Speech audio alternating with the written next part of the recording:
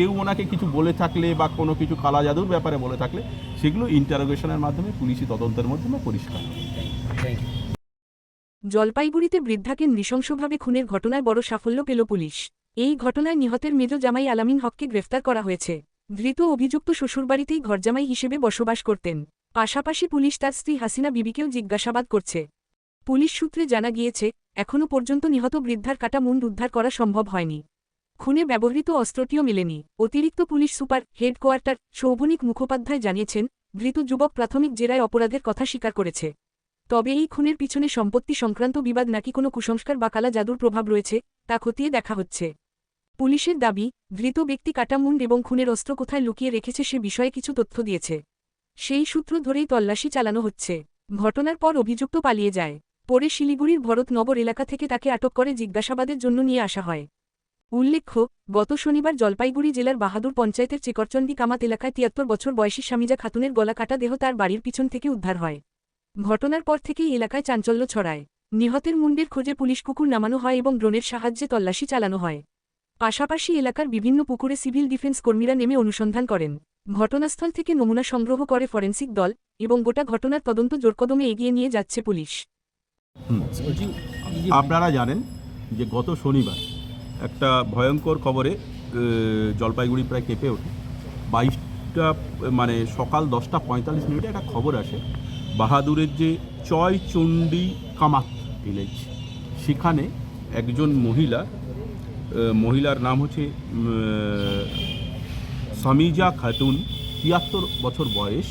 তার বাড়ির পিছনে গলা কাটা অবস্থায় পড়ে আছেন এবং বাড়ির পিছনে বলতে বাড়ির একদম গায়েই গলা কাটা অবস্থায় পড়ে আছেন এবং তার গলার উপর থেকে মুন্ডুটা মিসিং।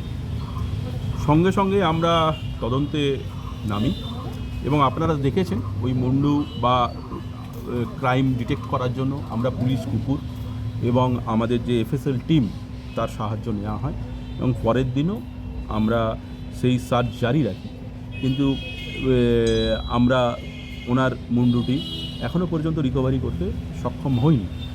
কিন্তু আমরা ইনভেস্টিগেশনের প্রসেসে আমরা আজকে আপনারা দেখছেন যে আমরা যিনি মারা গেছেন তার যে মেজ জামাই আছেন হাসিনা বিবি হাজব্যান্ড আলামিন হককে গ্রেপ্তার করি এবং তারপর ইন্টারোগেশনের মাধ্যমে ব্রেক করেন উনি ব্যাপারটাকে স্বীকার করেন যে কোনো কারণবশত উনি তার শাশুড়িকে গলা কেটে হত্যা করেছেন এবং উনি আমাদেরকে তদন্তের খাতিরে বলছি না, উনি তার মাথা এবং হত্যার যে আমাদের অস্ত্রটি আছে কোথায় রেখেছেন সেটা তদন্ত চলছে, তদন্তের মাধ্যমে বেরিয়ে আসে। এটা অবশ্যই রিকভারি হবে, তদন্তের প্রসেস আছে। আমরা আজকেই ওনাকে কোর্টে প্লেস করছি, কোর্টে প্লেস করে আমরা পুলিশ রিমান্ডে নিচ্ছি এবং তদন্তের পরবর্তী ধাপ এগিয়ে নিয়ে যাব। কী কারণে করলো মোটিভটা জানতে? যেটা মোটিভ আমাদের কাছে দুরকম মোটিভ আছে। দুরকম, 1 নম্বর মোটিভ হচ্ছে স্বামীজা খাতুন ৭৩ বছর জন্য বয়স, তিনি কিছুদিন আগে তার পিতৃদত্ত সম্পত্তি প্যাটার্নাল প্রপার্টি থেকে 1 বিঘে জমি উনি পান 1 সপ্তাহ বা 2 সপ্তাহ আগে এবং পাওয়ার পরে স্বামীজা খাতুনের 3 ছেলে এবং 4 মেয়ে আছে। তার মধ্যে মেজ ছেলে এবং ছোট ছেলের 2টি নাতি আছে আর অন্যদের মহিলার মেয়ে আছে। তা উনি আশা প্রকাশ করেন যে উনি যেটা ওনার পিতৃ প্যাটার্নাল প্রপার্টি পেয়েছেন সেটা উনি ওনার যে 2 নাতি ইরফান আলী এবং মিরাজ আলীকে সমানভাবে ভাগ করে দেবেন এবং এই সম্পত্তি নিয়ে 3 ভাইয়ের মধ্যে যে ওনার যারা 3 ছেলে আছে তাদের মধ্যে বিবাদ আগে থেকেই ছিল।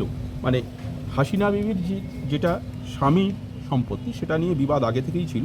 আমাদের কাছে খবর ছিল যে মকবুল, যিনি হচ্ছেন ওনার বড় ছেলে, উনি ওনার সঙ্গে থাকেন না। 2 ছেলের সঙ্গে উনি ওই যে বাড়িতে মারা গেছেন সেখানে থাকতেন। তা মকবুল আগে থেকেই বাইরে থাকতেন এবং মকবুলের সঙ্গে এর আগেও হাসিনা বিবি এবং তার 2 ভাইয়ের ঝামেলা হয়েছে সম্পত্তি নিয়ে এবং এটা হওয়ার পরে বাড়িতে আবার ঝামেলা হয়, কারণ মেজ ছেলে এবং অন্যান্য যে ওনাদের মেয়েরা আছে তাদের জামাই এই যে আলামিন হক, উনি হচ্ছেন হাসিনা বিবিকে বিয়ে করে ওখানেই ঘর জামাই হিসেবে থাকতেন। তাদের সঙ্গেও ঝামেলা হয় যে কেন উনি শুধু ওই দুজন নাতিকে ওনার সম্পত্তিটা লিখে দেবেন, যেটা উনি প্যাটার্নাল প্রপার্টি পেয়েছেন। সেটা একটা কারণ প্রথম থেকেই ছিল। তারপর সেই কারণে এটা ঘটনা ঘটতে পারে এবং সেটা তদন্তের বিষয়। এবং আরেকটা ঘটনাও আছে যে যিনি মারা গেছেন তার হাজব্যান্ড কালা জাদু বা এইসব ওঝাগিরি এইসব করতেন, এবং রফিকুল বলে একজন ওখানকার লোকাল ওঝা আছেন, যার সঙ্গে মহিলা এবং মহিলার যে জামাইকে আমরা ধরেছি তাদের ভালো সম্পর্ক ছিল। এবং যেহেতু মহিলার স্বামী একজন প্র্যাকটিশনার ছিলেন কালা জাদু, রফিকুলের সঙ্গে রফিকুল মাঝে মাঝেই তাদের বাড়িতে আসতেন এবং রফিকুলকে আমরা জেরা করেছি এবং সেখানে হামিদুলকেও আমরা রফিকুলের যে মানে বড় তান্ত্রিক আছেন, তিনি হচ্ছেন রাজগঞ্জে থাকেন হামিদুল, তাকেও আমরা খুঁজছি এবং তাকেও আমরা অ্যারেস্ট করবো কিছুক্ষণের মধ্যে। তা ওই কালা জাদুর অ্যাঙ্গেলটাও আমরা খতিয়ে দেখছি, কিন্তু যিনি আমাদের কাছে এখন যেটুকু মনে হচ্ছে প্রধানত সম্পত্তিগত বিষয়ই হবে, কারণ যিনি ধরা পড়েছেন তিনি নানারকমভাবে পুলিশকে বিভ্রান্ত করার চেষ্টা করছেন। তা আমরা ওটা খতিয়ে দেখছি যে কালা জাদুর মোটিভও থাকবে না শুধুই সম্পত্তির মোটিভ। কিন্তু আফটার অল প্রাথমিক যে নির্ণয় বা উনি যেটা বলেছেন, আমার যেটা মনে হচ্ছে যে সম্পত্তির কারণেই এত বড় ভয়াবহ হত্যাকাণ্ড, এবং উনি হত্যার অস্ত্রটা এবং মাথাটা এক জায়গায় লুকিয়ে রেখেছেন, আমাদের কাছে বলছে, আমরা সেটা নিয়েই তদন্ত করছি। কিন্তু এটা যেটা যতটা ভয়াবহ ভাবা গেছিল ততটা মানে অনেকেই এটা দেখে অনেকেই ভয়াবহতা মানে আমাদের জলপাইগুড়ি জেলার ইতিহাসে এরকম কোনো পাওয়া যায়নি, কিন্তু এটা সম্পত্তিগত বিবাদই আছে। জামাই কি একাই করেছে ঘটনাটি? এখনো পর্যন্ত আমাদের তদন্ত চলছে, এখনো পর্যন্ত উনি জেরাতে যা স্বীকার করেছেন উনিই করেছেন। দুদিন আগে তো মুকুল পালিয়েছিল বলতে এত বড় একটা ঘটনা ঘটানোর পর যেটা বিবেকের উপর চাপ পড়ে। প্রথম দিন উনি পুলিশের সঙ্গে স্বাভাবিক আচরণ করেছে, কিন্তু তারপরে যখন ব্যাপারটা ঘটছে এবং বাড়ির লোকেরা যখন কথাবার্তা বলছে, নিজেদের মধ্যে আলোচনা করছেন, উনি ঘর জামাই গেছেন, তা সেইখানে কিছু কিছু আচরণ বাড়ির লোকেদেরও ওনাকে সন্দেহ হচ্ছে। সেই ভয়ে উনি ভরতনগরে, মানে উনি তো ঘর জামাই ছিলেন, ওনার আসল বাড়ি হচ্ছে শিলিগুড়ি ভারতনগর, ওইখানে চলে যান। চলে গিয়ে ওখান থেকে আমরা ওনাকে ইন্টারোগেশনের জন্য কেন উনি চলে গেছিলেন সেই জন্য নিয়ে আসি। তারপর কালকে আমরা যখন ওই গ্রামে গিয়ে ওনাকে নিয়ে তদন্ত করছিলাম তখন উনি ভেঙে পড়েন এবং ওখানে অ্যারেস্ট করা হয়। ওর স্ত্রীকেও তো বোধহয় ইন্টারোগেশন করা হয়েছে। হ্যাঁ, অবশ্যই করা হয়েছে, মানে সবগুলো নিয়েই তো ইন্টারোগেশনের প্রসেসটা আমি এখানে আর আপনাদের বলছি না। আমরা এটুকু বলতে পারি যে আমরা আমাদের ডিএসপি হেডকোয়ার্টার এবং আইসি কোতোয়ালি এবং আমার ইনভেস্টিগেশন অফিসার নিংমার দুদিনের অক্লান্ত পরিশ্রম আমরা এত বড় একটা ভয়াবহ হত্যাকাণ্ডের মানে আমরা প্রায় শেষ সীমায় এসে পৌঁছেছি এবং যিনি ঘটিয়েছেন আমাদের কাছে স্বীকার করেছেন, তাকে অ্যারেস্ট করে পরবর্তী তদন্তের জন্য আমরা তাকে আজ পুলিশ রিমান্ডে নিচ্ছি। তান্ত্রিককেও খোঁজা উনি যিনি প্রথম ধরা পড়েছিলেন তিনি নিজের বড় শালাকে ফাঁসাতে চান, সেটা আমরা ইন্টারোগেট করে বের করি যে ওনার সঙ্গে বড় শালার ঝামেলা ছিল, সেই জন্য ওনার নাম বলছেন।